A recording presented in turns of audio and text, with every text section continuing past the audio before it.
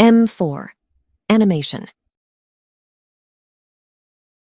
एक बार की बात है, एक गांव में एक ब्राह्मण रहता था। वह हमेशा सोता रहता था। उसके पास किसी भी चीज की कमी नहीं थी। एक अच्छा सा खेत और खाना पकाकर देने वाली एक सुंदर सी पत्नी थी। सब कुछ होने के बाद भी ब्राह्मण की पत्नी इस सब बात से बहुत परेशान थे। वो बात यह थी कि ब्राह्मण बहुत आलसी था। वो कोई भी काम खुद नहीं करता था और दिन भर सोता रहता था। एक दिन बच्चों का शोर सुनकर ब्राह्मण जाग गया और उसने देखा कि उसके दरवाजे पर एक साधु महाराज आए हैं। ब्राह्मण और उसकी पत्नी ने साधु महाराज का स्वागत किया और ब्राह्मण ने साधु की खूब सेवा की। साधु महाराज उनकी सेवा से बहुत प्रसन्न हुए और उन्हें वरदान मांगने को कहा। ब्राह्मण ने वरदान मांगा कि मुझे कोई भी काम न करना पड़े और मेरी जगह कोई और मेरा काम कर दे।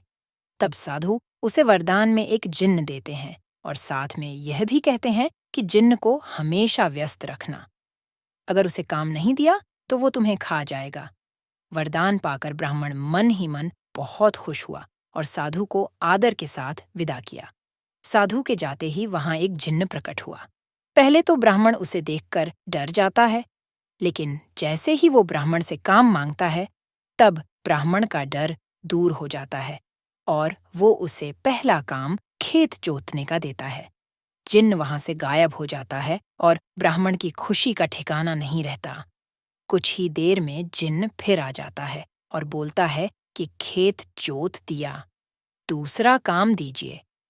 ब्राह्मण सोचता है कि इतना सारा खेत इसने इतनी जल्दी कैसे जोत दिया। ब्राह्मण इतना सोच ही रहा था कि जिन्न बोलता है कि जल्दी मुझे काम बताओ, नहीं तो मैं आपको खा जाऊंगा। ब्राह्मण डर जाता है और बोलता है कि जाकर खेतों में सिंचाई करो। जिन्न फिर वहां से गायब हो जाता है और कुछ ही देर में फिर आ जाता है।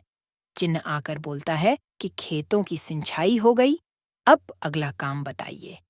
ब्राह्मण एक एक कर सभी काम बताता जाता है और जिन्न उसे चुटकियों में पूरा कर देता है। ब्राह्मण की पत्नी ये सब देख रही थी और अपने पति के आलसीपन पर चिंता करने लगी। शाम होने के पहले ही जिन्न सभी काम कर देता था।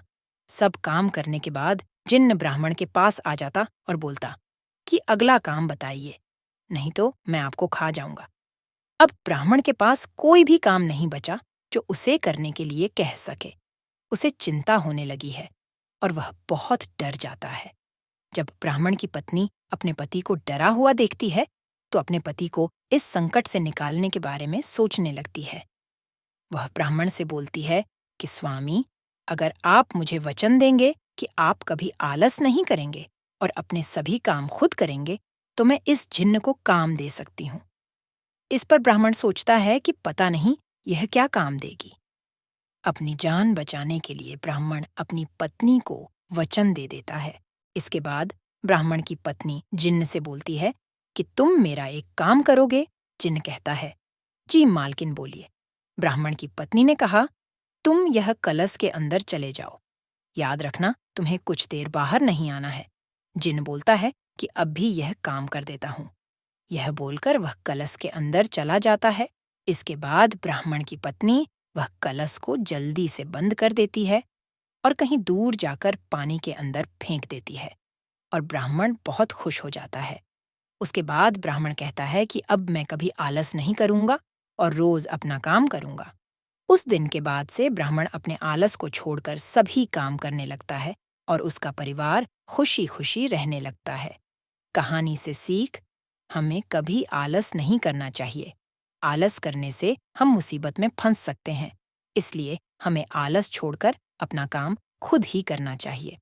Subscribe for more update.